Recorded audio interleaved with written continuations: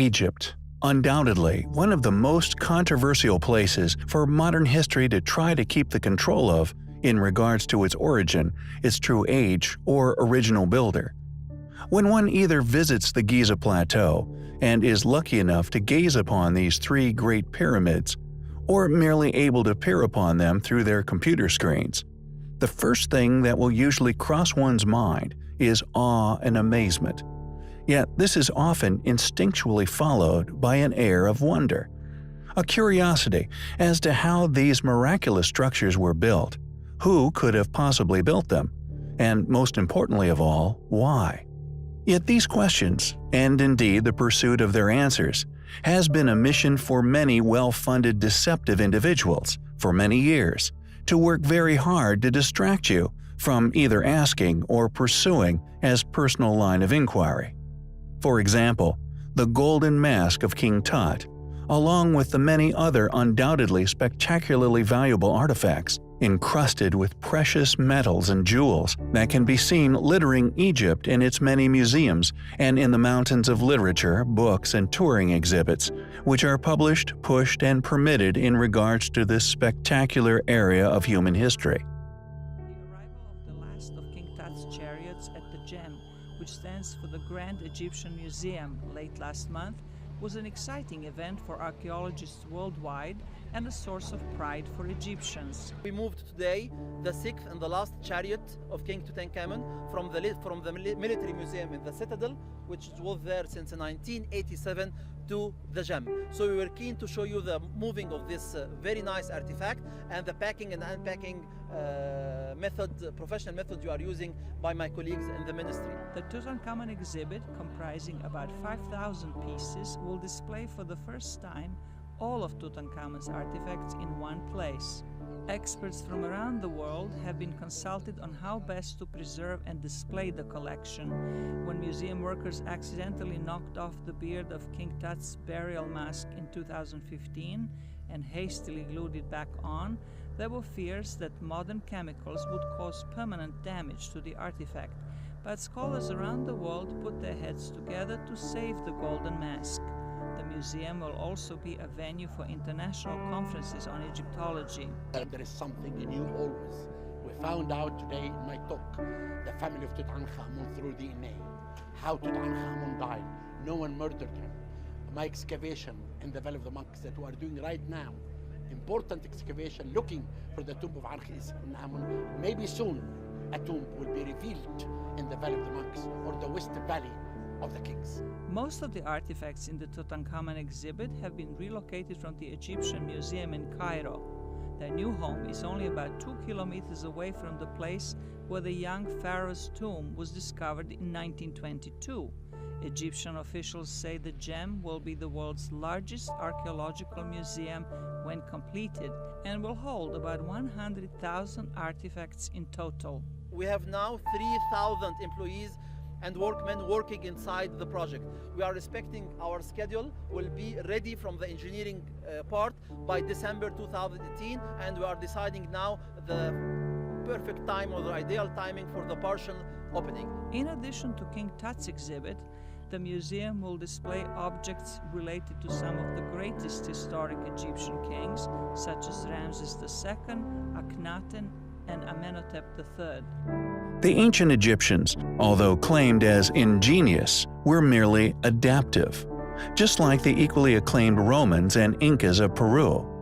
These re-inhabitants merely rediscovered the creations of a far older, far more advanced predecessor, who I believe not only constructed these sanctuaries, which these well-studied ancient civilizations merely used to enable the flourishment of their own cultures, in turn leaving a smorgasbord of architectural artifacts for funded academics to excavate and subsequently parade around, usually bombarding many individuals with deep insights into their lifestyles, culture, and death practices, are yet, as I would have predicted, nearly always absent, that which supports my posit, any logical explanation or demonstration of how these people built these structures in which they once inhabited, like a void in their academic study, one which is not only consistently ignored and concealed by these same academics, but are unknown facts to all of modern humanity to this day. This mystery is a result of the incredible nature of these structures, the precision involved in their constructions, and the enormity of some of the stones used in the building of the structures. Many of you may have seen my recent videos or be a keen follower of my work, and as such, are aware of the fact that due to my in-depth study of the unknowns regarding these sites worldwide, and the collection and collaboration of the similarities and differentiabilities I have personally collected and categorized regarding many of these ancient structures, I have personally been able to establish a very strong, evidence-based hypothesis regarding the identity of 3 separate lost civilizations, which I have established using signatures within their style of building, and by default differentiations in their styles of building, to unquestionably identify them as separate yet particular groups responsible for the different unexplainable structures spanning the entire globe. Yet although these groups have indeed crossed paths, such areas as Aswan Quarry, and most significant to my own research in Italy, where the polygonal civilization built upon the Cyclopeans' work, allowing me to establish which preceded which,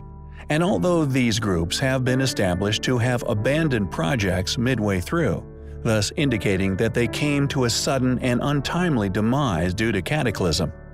the civilization responsible for the pyramids, and indeed the movement of the blocks at Baalbek in China, which all far exceed 1,000 tons, is yet another civilization which far predated all which I have already identified. These 3 civilizations are the Polygonal civilization, the Cyclopean civilization, and the Neolithic civilization, each with their own unique building techniques and identifiable stone-cutting signatures in their technologies. The pyramid builders were unimaginably more capable than all 3, and although the Neoliths, who indeed have created some astonishingly advanced ruins, could have quite possibly been a surviving remnant of this civilization, this digression is for another time. Though at sites such as Baalbek, the Trilithon, which contains stones over 1,000 tons, there are Cyclopean stones built atop the stones, and at other places in the world polygonal masonry has been found, such as Axum in Ethiopia, where the toppled obelisk is said by some to be in excess of 1,000 tons. I have never, and now strongly feel will never, find any indicative evidence of these civilizations building the footings under any of these gigantic megaliths, as they were not responsible for their creation or placement.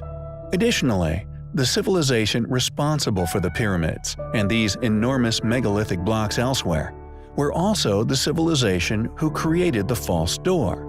a mysterious rock-carved feature also found littering the now exposed mega metropolis found beneath the Guatemalan rainforest by penetrative radar.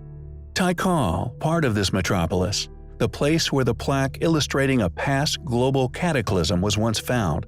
also has pyramids built solely leading to these false doors, with one found in Peru, built into the only rock face containing a very peculiar crystal known for its resonance qualities in amplifying radio waves. I feel that much of the spectacles found in modern Egyptian museums are merely distractions from the really important truths which we should all be focusing on instead, such as the true age of the pyramids, structures which, in the past, I have also independently identified as still possessing 3 separate identifiable stages of attempted casing stones for conservation, each significantly older or younger than each other, with the true exoskeleton of the structures made of stones far in excess of 1,000 tons. Join us next time, where I will expose the controlled opposition within the fringe fields of archaeology, which have stemmed from a growing pursuit for the truth of these facts, with a focus upon the water erosion hypothesis of the Great Sphinx, why it is a misdirection, and the Sphinx's true, original, undeniable identity. Facts and truths exposed, which are undoubtedly highly compelling.